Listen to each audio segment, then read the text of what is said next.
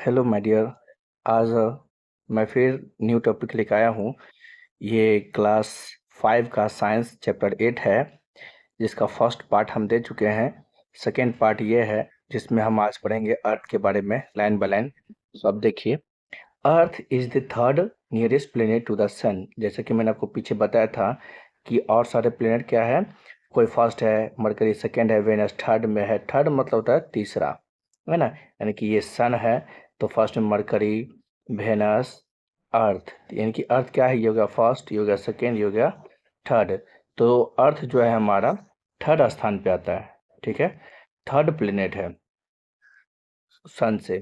It is the largest and densest of all the terrestrial planets of the solar system. Terrestrial planets हम आपको बताए थे, जो कि चार ठो था, 1 2 3 4। इस चारों में से सबसे क्या कहता है, लार्जेस्ट प्लैनेट हमारा अर्थ है, और डेंसेस्ट मतलब घना पृथ्वी है। सबसे घना मतलब सबसे घना में ये हमारा पृथ्वी है, ठीक है। कहता है Earth is called the unique planet. Earth को बिल्कुल ही यूनिक प्लेनेट कहा जाता है, क्योंकि it offers all the necessary condition for survival. क्योंकि जीने के लिए, सर्वाइवल में होता है जीने के लिए, रहने के लिए, ठीक है। यहाँ पे सारे प्रकार के, नेसेसरी मीन्स होता है आवश्यक, कंडीशन मतलब होता है स्थिति, मतलब जीने के लिए सारी आवश्यक स्थितियां उपलब्ध होती है किस पे, प्लेनेट अर्थ पे, प्लेनेट अर्थ पे, ठीक है। इसलिए इसे यूनिक प्लेनेट कहते हैं। यूनिक मीन्स अनोखा, विचित्र, ठीक है। अब है the temperature is neither too hot not too cold.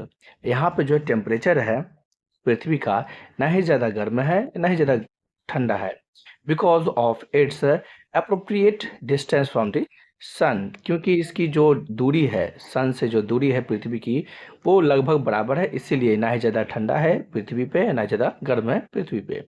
The life sustaining gases are found in the atmosphere. हमें जीने के लिए जो गैस की भी आवश्यकता होती है वो हमारे अर्थ के एटमोसफियर में उपलब्ध है, ठीक है।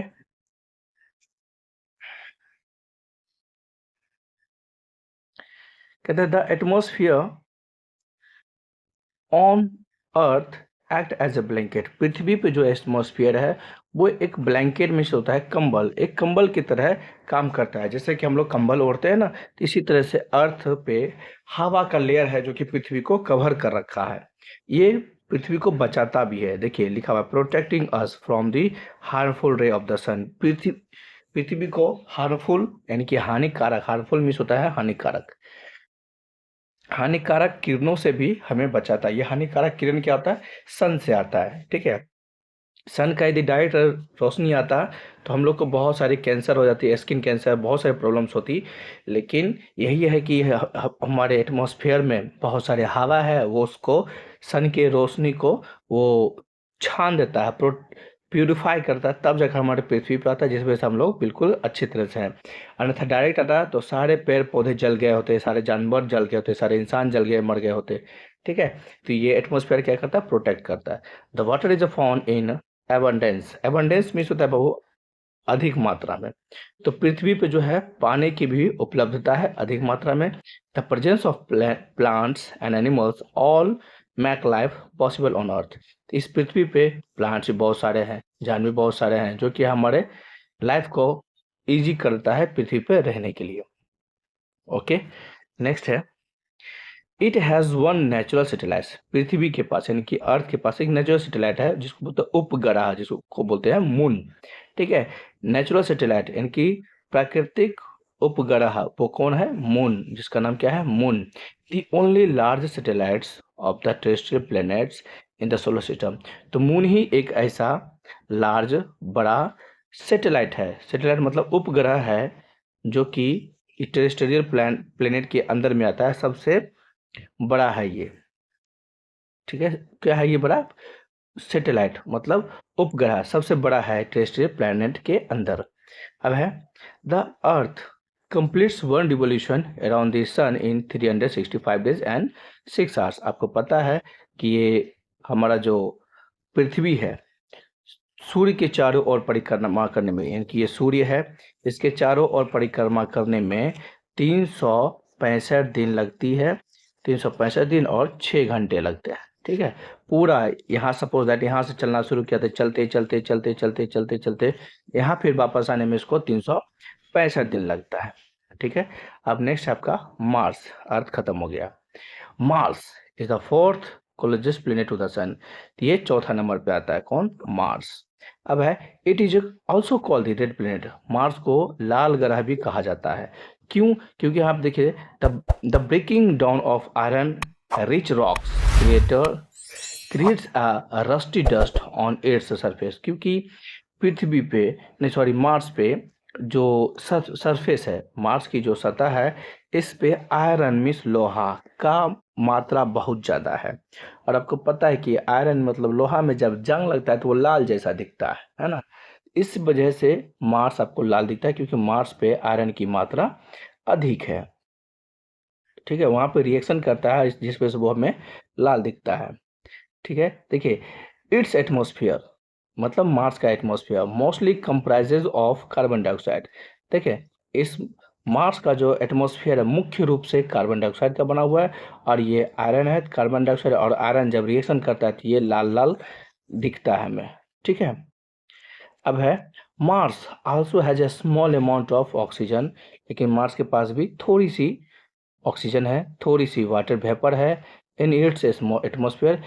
It's revolution period around the sun is इतना, मतलब कहता है 1.88 ईयर्स, मतलब पृथ्वी का यदि 365 दिन लगता है, पृथ्वी का यदि 365 दिन लगता है तो इसका लगता है 1.88 ईयर्स, मतलब इतना साल घूमने में लगता है। ठीक है, नेक्स्ट है आपका आउटर प्लेनेट। तो हम लोग इनर प्लेनेट 4 ग्रह देख लेते हैं, अब देखेंगे आउटर प्लेनेट 4 ग्रह। ठीक है, तो इसमें पहले है आउटर मीन्स बाहरी ग्रह है। ठीक, लाइक द इनर प्लेनेट जो था उसके जैसा ही outer planets have similar characteristics to one another. जिस तरह से इनर प्लेनेट में था उसी तरह से आउटर प्लेनेट का भी सेम कैरेक्टर है, इसका भी वही कैरेक्टर, इसका भी लगभग वही कैरेक्टर। ठीक है, कहता है नेक्स्ट है they are mainly compose of gas. ये जो बाहरी 4 ग्रह है, बाहर का जो 4 ग्रह है, इस चारों का भी जो है ना कंपोजिशन जो मतलब बनावट, इस चारों का जो बनावट है इसका मुख्य रूप से कैसा है? सेम टू सेम है, उसी के जैसा है। कहता है मेनली ऑफ गैस, मतलब कहता है मुख्य रूप से गैस का बना हुआ है। अब कहते हैं somewhere at the centre they have a Rocky core, लेकिन कहीं कहीं पे क्या है उसके कोर मतलब मैंने बताया था इंटरनल पार्ट है ना, ये किसी का स्ट्रक्चर है, ये अर्थ का स्ट्रक्चर मानो किसी का भी स्ट्रक्चर, तो इसको इनर पॉइंट को कोर बोलते हैं। ठीक है, कहता है उसका जो कोर है वो एकदम रॉक की है। ठीक है, although they are actually composed of liquid heavy materials. Actually ये सब जो बना होता है वो लिक्विड हैवी वजनदार मटेरियल का बना होता है। लिक्विड मतलब तरल अवस्था में, जैसे नहीं घी होता है, घी क्या है? लिक्विड भी है और सॉलिड भी है। जब घी ठंडा जम जाता है तो वो सॉलिड हो जाता है, जब उसे गर्म करते हैं तो वो लिक्विड हो जाता है। इस तरह से लिक्विड भी हैवी मटेरियल की तरह घी की तरह काम करता है। ठीक, और कहता है the outer planets have dozens of moon. ये जो बाहरी का प्लेनेट था चारों, इनमें दर्जन के दर्जन मून्स है। मून्स मतलब उपग्रह यानी कि सैटेलाइट। ठीक है, मून्स मतलब उपग्रह मतलब satellites. The mass of the Jupiter and Saturn etch is 10 times the mass of the अर्थ। मतलब कहता है जुपिटर का वजन, सैटर्न का वजन जो है पृथ्वी के वजन से 10 गुना है। ठीक है, पृथ्वी के वजन से 10 गुना है। यदि पृथ्वी का वजन 1 kg है, ठीक है, पृथ्वी का वजन यदि 1 kg है तो सैटर्न का वजन क्या हो जाएगा? 10 kg, यानी कि 1 से गुना करो तो क्या हो जाएगा? पृथ्वी, ये जो है जुपिटर और सैटर्न का जो वजन है वो पृथ्वी के 10 गुने वजन से भी ज़्यादा है। नेक्स्ट कहता है एंड कंसिस्ट ओवरवेलमिंग, ओवरहेलमिंग मिस होता है जबरदस्त, जबरदस्त ढंग से। ओवरहेलमिंग मिस होता है जबरदस्त ढंग से, मतलब इसको मैं फिर से रिपीट करता हूँ। ठीक, कहता है the mass of the Jupiter Saturn each is 10 times the mass of the Earth and consist overwhelmingly of मतलब इसमें जो है अभी जस्ट हमने बता दिया, इसका जो इसमें जो कंसिस्ट है, इसमें जो है शामिल है, वो है आपका हाइड्रोजन एंड हीलियम। मार्स में भी आपका ढेर सारे हीलियम्स और हाइड्रोजन गैस है। कहता है Uranus and Jupiters are far, ये बहुत दूर है। कौन? यूरेनस एंड जुपिटर बहुत दूर है। Less massive and posses more ice, जिस वजह से देयर मेकअप, ये मार्स और जुपिटर जो है ना, सॉरी यूरेनस और जुपिटर बहुत दूर है, जिसके वजह से उसके शरीर पे, उसके चेहरे पे, यानी कि उसके सरफेस पे आइस ज़्यादा है। आइस मीन्स बर्फ का जो बहुत ही ज़्यादा है उपस्थिति। All the fourth outer planets have ring, ये जितने भी आउटर प्लेनेट है, जैसे कि आपका क्या हो गया, मर जुपिटर हो गया, सैटर्न हो गया, यूरेनस हो गया, नेपच्यून हो गया, तो इसमें कहता है क्या रिंग भी है इस तरह से, इस तरह से इसको रिंग भी है। रिंग मीन्स होता है बाबू अंगूठी, ठीक है। रिंग मीन्स क्या होता है? अंगूठी के जैसा इन सभी आउटर प्लेनेट में है। लेकिन एक प्लेनेट ज़्यादा है जिसका नाम है जुपिटर, उसमें ज़्यादा दिखता है, बाकी प्लेनेट में इतने ये सब रिंग उतना दिखता नहीं है, क्योंकि उतना सब जुपिटर की तुलना में सब कम है, इसीलिए कम दिखता है। ओके, नेक्स्ट है, but we can see only the rings of Saturn from the surface of the earth. तो हम सिर्फ, हमें जो दिखता है सैटर्न का ही पृथ्वी पर से रिंग दिखता है, बाकी और किसी का नहीं दिखता है। They are also called Jovian planets और गैस जियांट्स। उसको हम जोबियन, मतलब जिसके पास रिंग्स है उसको हम जोबियन प्लैनेट्स बोलेंगे या तो गैस जियांट्स बोलेंगे, ठीक है। अब आइए जुपिटर के बारे में। जुपिटर देखिए, Jupiter is the largest planet in the solar system. Jupiter जो है सभी ग्रहों से, आठों ग्रह में से सबसे बड़ा ग्रह ये होता है Jupiter, and is the fifth planet, और ये 5वें नंबर पे आता है। जैसे कि आपको बताए थे मरकरी, वेनस, अर्थ, मार्स, जुपिटर, तो जुपिटर क्या हो गया? 5वें स्थान पे आ गया, ठीक। जुपिटर आपका 5वें स्थान। एंड नेक्स्ट है आपका,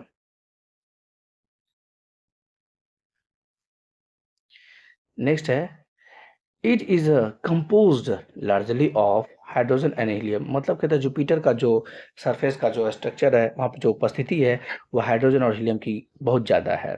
it takes 12 years to revolve around the sun. ये सन के चारों ओर चक्कर लगाने में, ये सन के चारों ओर चक्कर लगाने में कम से कम कितना लेता है? देखिए 12 years, 12 साल लग जाता है इसका एक चक्कर लगाने में, ठीक। एक चक्कर लगाने में कि यहाँ से चला, चलते चलते चलते चलते चलते चलते यहाँ आने में इसको 12 साल लग जाता है। 12 years, जो कि कम नहीं है, बहुत ही ज़्यादा है।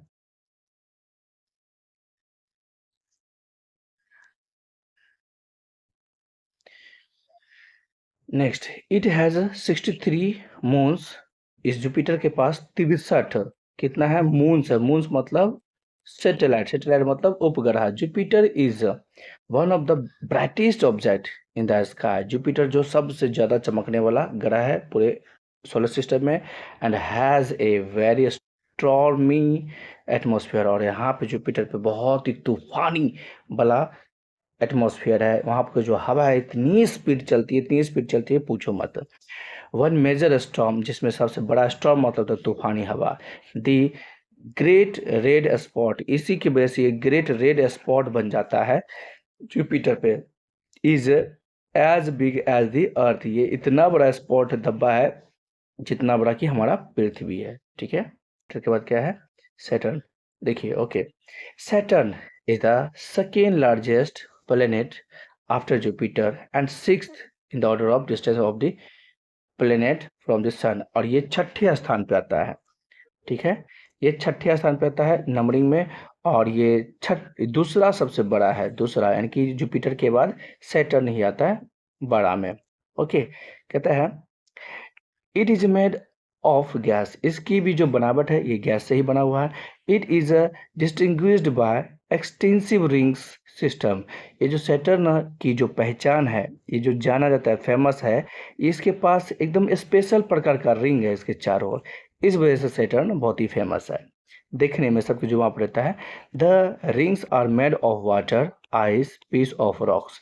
तो ये जो वाटर है, आइस है, पीस ऑफ रॉक्स है, पत्थर है, इससे सब मिल करके उस चारों ओर उसका रिंग बना हुआ है। ये सब वहाँ पे फ्लोटिंग एरिया में है, मतलब उड़ते रहता है, रिंग फॉर्म में है। ठीक है, नेक्स्ट आगे देखते हैं।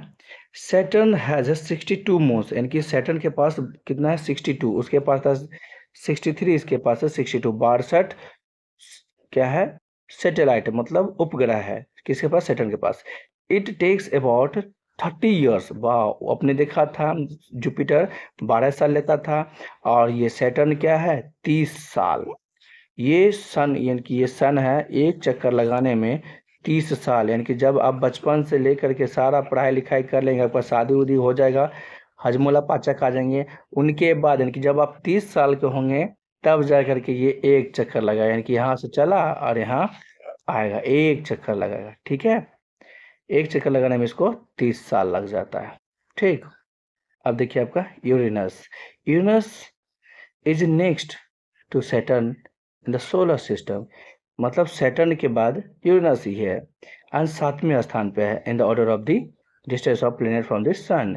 It is also has rings around Saturn का, मैंने पहले ही बताया था कि जो आउटर प्लेनेट चार्ट है इन सभी में रिंग्स है, बट ये किसी में दिखता है किसी में नहीं दिखता है। तो ये कह रहा है यूरेनस में भी क्या है, रिंग्स हैं। ठीक है ना, देखिए the rings are made of black rocks, यहाँ पे जो रिंग्स है यूरेनस पे वो काले काले पत्थर से बना हुआ है। Uranus is a made of gas, ये भी गैस से बना हुआ है यूरेनस। इसका सरफेस पार्टिकुलरली मीथेन गैस का, कौन सी गैस का, यूरेनस पे जो मैक्सिमम गैस है वो है मीथेन गैस। ठीक है, मीथेन गैस का सोर्स आपको बता सकता हूँ बाबू, जो कि आपको घर के आसपास मिल जाएगा। मीथेन गैस जैसे कि गोबर गैस, गोबर देखे ही होंगे, है ना, गाय भैंस बकरी तो देखे ही हैं, उसका जो गोबर निकलता है गाय से भैंस से, तो उस गोबर से जो बदबू आती है उस बदबू में मीथेन गैस होता है, गोबर में मीथेन गैस होता है। तो यही मीथेन गैस यूरेनस पे प्रेजेंट है, which gives it blew green colour. यही मीथेन गैस है जिसकी वजह से आपका यूरेनस कैसा दिखता है, ब्लू ग्रीन कलर का दिखता है। ब्लू ग्रीन कलर का दिखता है कौन, यूरेनस। ये देखिए ब्लू ग्रीन कलर का आपका यूरेनस दिखता है। Okay, Uranus also has water and ammonia. Ammonia आपका एक केमिकल है जो कि आयरन की तरह है, हाइड्रोजन की तरह, ये भी अमोनिया वहाँ प्रेजेंट है। सैटर्न के पास वाटर एंड अमोनिया प्रेजेंट है। इट हैज 27 मून्स, यानी कि इसके पास कितने 27 मून्स है, उपग्रह है, सैटेलाइट्स है।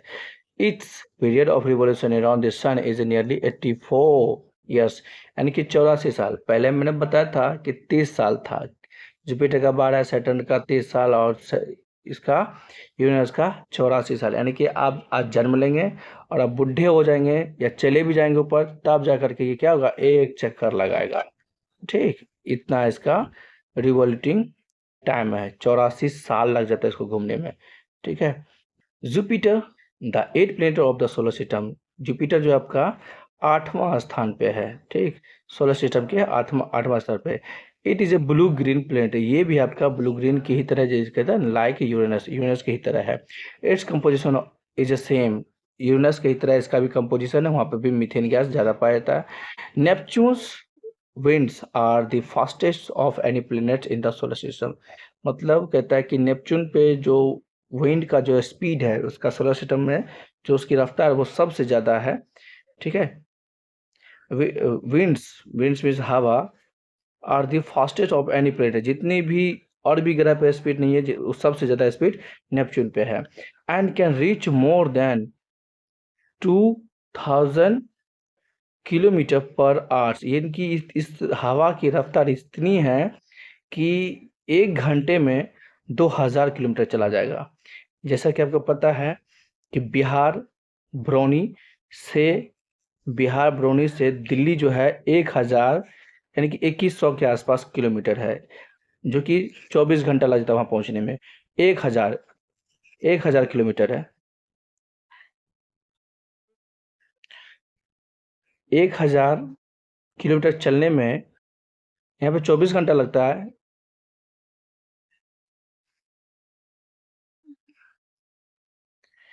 1000 किलोमीटर चलने में यहाँ पे 20 घंटा लगता है, और जबकि ये 1 घंटे में 2000 किलोमीटर चल जाता है, यानी कि यहाँ से दिल्ली जाएगा हवा और यहाँ से दिल्ली वापस आ जाएगा, वो भी सिर्फ 1 घंटा में।